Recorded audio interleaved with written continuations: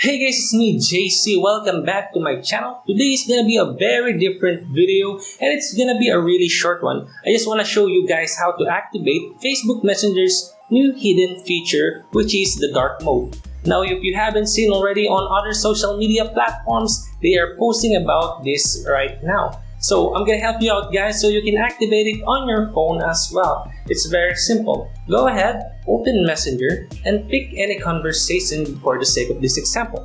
So it doesn't really matter what conversation you pick.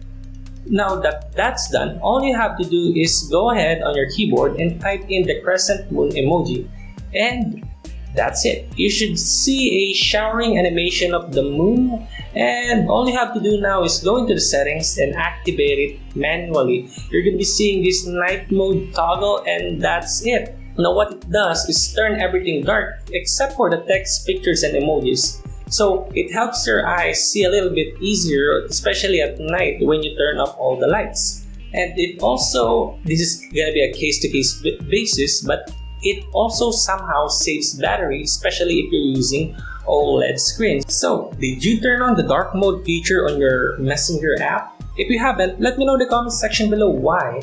And if yes, did you like it?